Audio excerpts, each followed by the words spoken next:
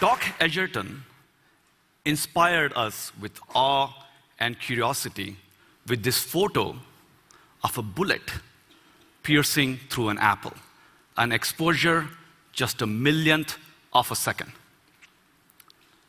But now, 50 years later, we can go a million times faster and see the world not at a million or a billion, but 1 trillion frames per second.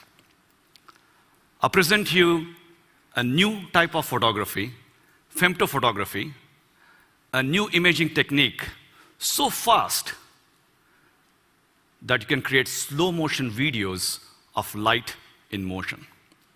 And with that, we can create cameras that can look around corners beyond line of sight or see inside our body without an X-ray, and really challenge what we mean by a camera.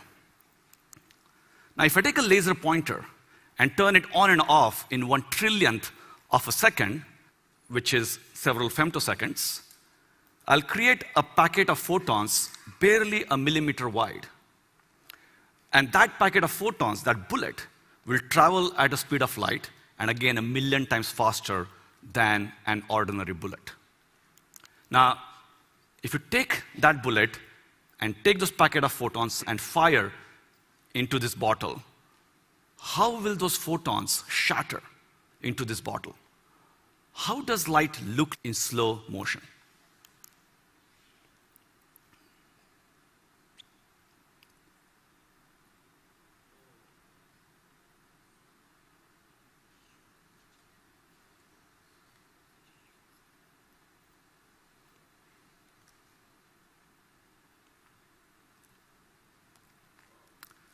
Now, the whole event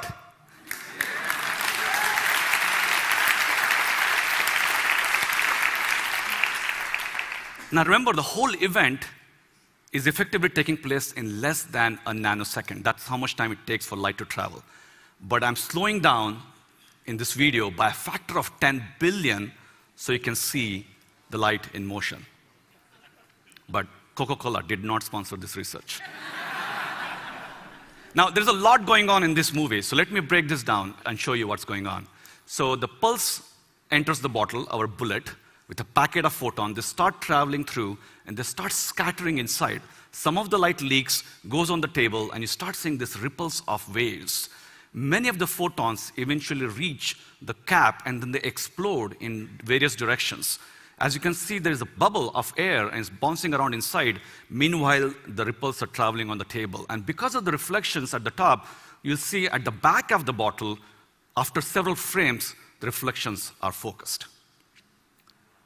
Now, if you take an ordinary bullet and let it go the same distance and slow down the video, again by a factor of 10 billion, do you know how long you'll have to sit here to watch that movie? A day, a week, actually a whole year. It'll be a very boring movie of a slow, ordinary bullet in motion. And what about some still life photography?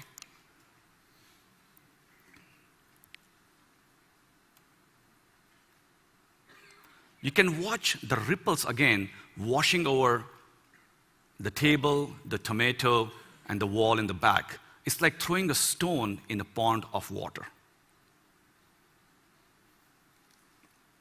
By the way, this is how nature paints a photo, one femto frame at a time. But of course, our eye sees an integral composite. But if you look at this tomato one more time, you will notice as the light washes over the tomato, it continues to glow. It doesn't become dark. Why is that? Because the tomato is actually ripe, and the light is bouncing around inside the tomato, and it comes out after several trillionths of a second. So in the future, when this femto camera is in your camera phone, You might be able to go to a supermarket and check if the fruit is ripe without actually touching it. So how did my team at MIT create this camera? Now, as photographers, you know, if you take a short exposure photo, you get very little light. But we're going to go 1 billion times faster than your shortest exposure. So you're going to get hardly any light. So what we do is we send that bullet, those packet of photons, millions of times, and record again and again with very clever synchronization. And from the gigabytes of data, we computationally weave together to create those femto videos I showed you. And we can take all that raw data and treat it in very interesting ways. So Superman can fly. Some other heroes can become invisible. But what about a new power for a future superhero? To see around corners. The idea is that we're going to shine some light on the door. It's going to bounce, go inside the room. Some of that are going to reflect back on the door and then back to the camera. And we're going to exploit this multiple bounces of light. And it's not science fiction. We have actually built it. On the left, you see our femto camera. There's a mannequin hidden behind a wall, and we're going to bounce light off the door.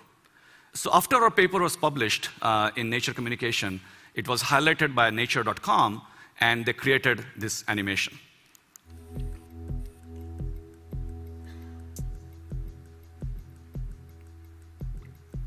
We're going to fire those bullets of light, and they're going to hit this wall. And because of the packet of the photons, they will scatter in all the directions, and some of them will reach our hidden mannequin, which in turn will again scatter that light. And again, in turn, the door will reflect some of that scattered light. And a tiny fraction of the photons will actually come back to the camera, but most interestingly, they will all arrive at a slightly different time slot.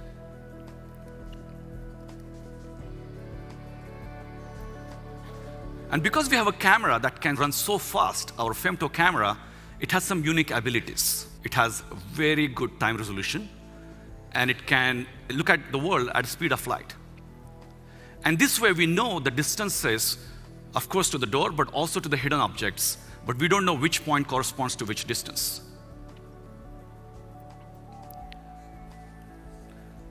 By shining one laser, we can record one raw photo, which you look on the screen doesn't really make any sense.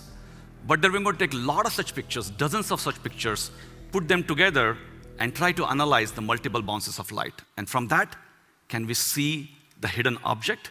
Can we see it in full 3D? So this is our reconstruction.